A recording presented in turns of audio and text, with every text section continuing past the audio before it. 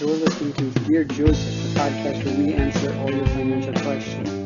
This is a pure conversation podcast. Disclaimer, I'm not a financial advisor, and nothing I say should be considered as financial advice, but purely for entertainment purposes. This week's question is, should I buy cryptocurrencies, and is cryptocurrency an investment or is it a savings? Begin with first defining what is currency, meaning why would cryptocurrency be different than, let's say, just take US currency, and what makes anything more real, more fake, more trustworthy? How did currency develop to begin with? So originally, society was via trade and barter. So if I had fish, someone else had apples, I could trade fish for apples. And depending on how much I wanted apples and how much he wanted fish, we would come up with a trade-off.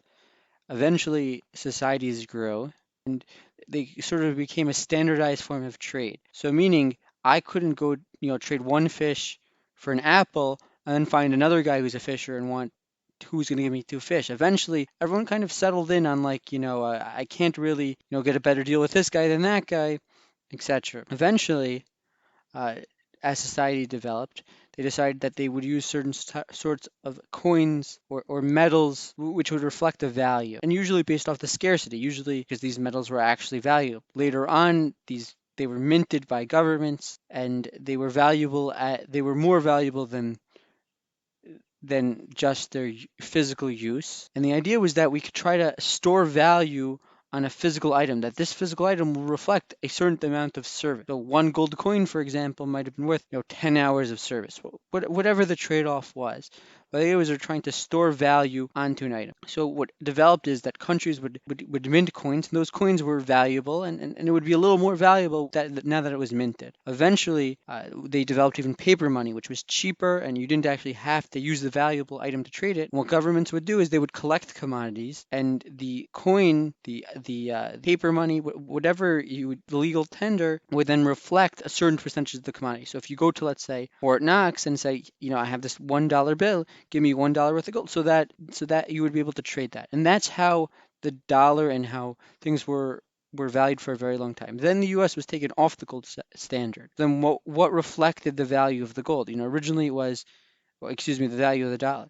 Originally it was somewhat valuable, and then we accepted it as kind of a standard thing. And then it was, now we have things that are based off of the standard thing. I have a dollar that reflects, the gold bar. So people know how much to think about the value based off of the gold. So the idea is that, or the idea that was brought forth was that currency would be based off of the full faith and credit of the United States. Meaning, if I brought a $20 bill to the United States Treasury, they would return a certain amount of services for me. Now, in reality, they're not going to do that. But people agreed to accept, to place that value on it, to agree that there'd be a certain amount of services based off of that item. And that's the concept of currency. So cryptocurrency is more or less digital currency. So what makes cryptocurrency different than, let's say, the dollar? So let's use Bitcoin as the example. Bitcoin is very, not every cryptocurrency is going to have the same rules as Bitcoin. And I'll mention there are certain unique things about Bitcoin that are different than other kind of currencies. But let's focus on Bitcoin for now, right? So first, Bitcoin is a non-centralized entity, meaning there's no one printing Bitcoins. There's a program that naturally generates Bitcoins. There is a limit to how many Bitcoins will be generated, which creates a certain amount of scarcity. And there's no one who can decide who gets Bitcoins. The way Bitcoins are created are when people can prove a transaction happened.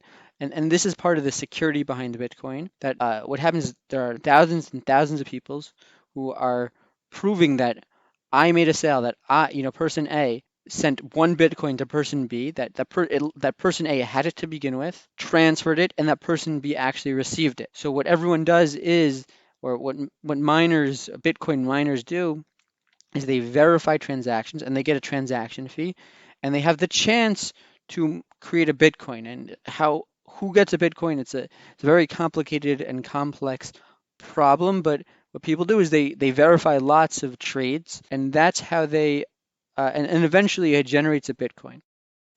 You could think of this concept sort of like a gift card, where while a gift card isn't money, meaning I give, let's say, Amazon $25 to get an Amazon gift card.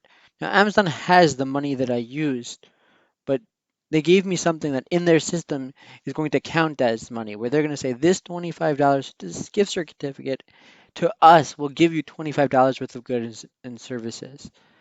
And they, on their end, are going to verify that the code I use, that the gift card I use is real. It's more of a one-sided transaction, but the idea is pretty much the same, which is it's a little, it's actually a little improved upon, where the idea is actually a little bit better because this causes everybody, all the players of the game, to make sure that the transactions are real, that there are no hackers, no one's breaking into it. While Amazon has a big interest in making sure people aren't spending fake gift cards, it's still less risky to have two people verifying than one person verifying. The point of having a non-centralized entity is that there's even though the dollar is agreed upon that it's going to create a value, people are going to accept the dollar, still what's going to happen is governments can ruin the financial system, meaning if people lose faith in the United States government, or if the Treasury, the Treasury, what's unique about the United States Treasury, that's actually not directly run by the government. The people who run it are appointed by elected officials, but not directly. It's not directly under the government. They're technically their own entity. The president or people in Congress can't really tell them what to do. There are exceptions, but essentially they have the ability to print money, and they could, and governments will often, and Congress and the president, depending on the situation, might even pressure the Treasury to print more money and creating inflation. Now, what is inflation? The idea is that money becomes less valuable. So, pretty simply put, with our original understanding of currency, if gold is rare, people want it. People want, but if there's so much gold, nobody's going to want it. It's not going to be pretty rare. It's everywhere. If there was if every rock was, gold, nobody would care. It's not so unique. If somebody really wanted gold, they'd go outside and pick it. There's no reason to fight over it. So same thing with money. If there's so much money out there, it might actually lower the value of the money. Now it's a question how much and in what capacity, especially since there's no standard. And there's a big debate on to what extent, if inflation exists and if it exists. With that notwithstanding, it's pretty clear that the government legitimizes the currency. And with Bitcoin, there's no one legitimizing the currency except the people trading it. It's a pure market. So in a certain sense, no one can mess it up, but in another sense, maybe people won't care. And I'll give an example. When I was younger, I used to play a video game online where I would win points, and the points was a currency, and I could then trade the points in for other digital assets, if you will. Not something I could ever that's really valuable, although I found that interesting enough that these accounts, if it had a certain amount of points, they actually sell on places like eBay or other websites where people will pay like a couple $100 for a really stacked account in one of these games. But there's a limit. You can't really you can't really commoditize where you can say, listen, I have 100 points, you'll give me $1, etc. But there's a real limit to it. But the idea is that in those games, they're digital assets. I earned money on the game, and I was able to buy things. So why is that any different than Bitcoin? To a certain extent, it's different because it's less secure. It's not protected in the same way. There's no limit. There's no reason for someone to feel safe by it. And also, no one will accept. Bitcoin has become accepted. People are willing to accept it. Now, it's true in many places they won't. According to the Treasury, the way the U.S. views it is it's not even a currency. They view it as a actually commodity, interesting enough, which we'll get into soon. But the idea is that Bitcoin is a little bit different than the game I used to play in that it's a lot more secure. Can this be replicated? Yes. Is Bitcoin unique in that it's difficult to replicate it, and even its replications might not be as good? Maybe yes, maybe no. Bitcoin does work on a complex networking system, as I mentioned before, the process of approving transactions. Now, being that it's a brand name at this point, and more places are accepting Bitcoin, so it's true that it's going to be hard for another cryptocurrency to cover ground, but it's getting more and more accepted, and it's going to be hard for another cryptocurrency to be as accepted. But the truth is, what gives Bitcoin, recently crossed the $20,000 threshold? What makes it worth $20,000? And the truth is only because people decide it's worth. There's nothing behind the value, as in by regular currency. So while you get rid of the fear of regular currency um, being devalued by whoever legitimizes the currency, well, people could just decide this is not worth it. And if you think about it, if regular currency collapses, Bitcoin won't be much use either. Who's going to want online currency when your country is unstable? What, you're going to be able to barter for food with Bitcoin? At a certain point, it's not going to be super value. Now, just a point on the security of Bitcoin. So while I mentioned it's very safe in terms of it's near impossible to hack because every transaction is monitored by everyone else. Um, there is a vulnerability when it is in a quote unquote bank. There are different digital banks, and famously there was a digital bank and transaction from which was known as Mt. Gox, and it was hacked, and people lost hundred thousands of dollars worth of bitcoins, if not millions. Um, a lot of Bitcoin from it, and very little of it was recovered and reimbursed to its holders.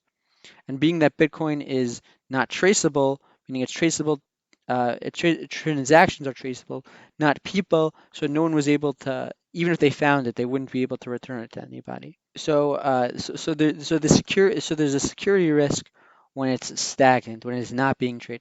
Now they have ways of fixing it, like essentially it's a little more complex than this, but you can get a flash drive it's a flash drive with a screen on it, and you can download your Bitcoin file onto the flash drive, and you can or and you can store a bunch of these, and you can collect Bitcoin. So that is the basics to Bitcoin. So once we understand that Bitcoin is a completely free market currency where people decide the value, it's safe in that the concept of it is based off of other people checking to prove transactions are real. Fall into the question.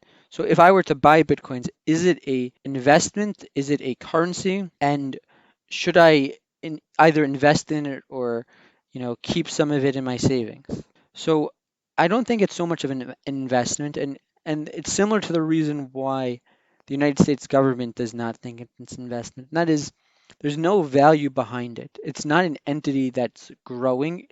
It's a completely free market thing. So in the same way that water or gold is a commodity, or even rocks are a commodity, you could sell rocks to someone. You won't get much, but there is an industry, and people do need rocks for different areas.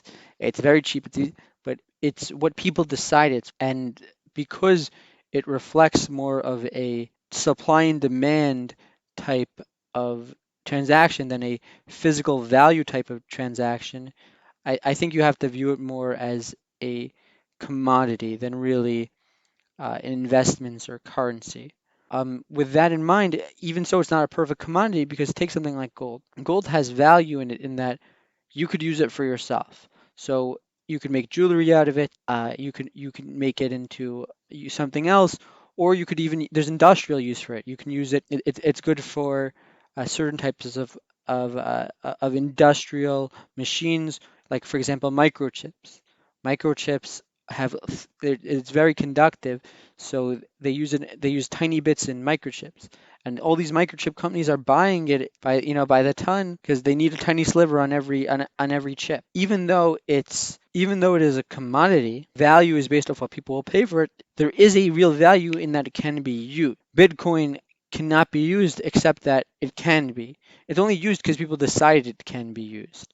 There's nothing that backs it up, whereas the full faith and credit to the United States is conceptually and even practically, if need be, the United States can bring up manpower to reflect the value behind the dollar.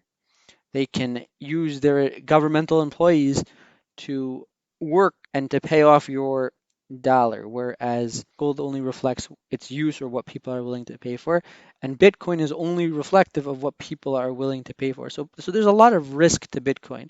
Is it a good investment opportunity? Well, based off of how risky it is, and how difficult it will be to predict the market and also what people are going to pay for it, it's very hard to justify that. Bitcoin, there's a humongous risk in that regard, and that makes it it makes it difficult to recommend it as a savings or as an investment opportunity. It's really a gamble. We have no idea where it's going.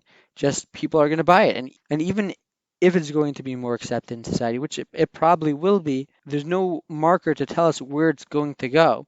So why would you invest in something where you don't know where the limit is? And at any point, it can be devalued. Someone else can build something very similar and it can be accepted. And if it comes from the correct institution or even the correct decentralized institution, still it'll be able to penetrate the market and be more accepted than Bitcoin. So being that there are extreme risks in commodities, especially a commodity that has no intrinsic value to it, I think there's not much room to be placed in Bitcoin in someone's portfolio or for someone's savings. It's really a complete gamble.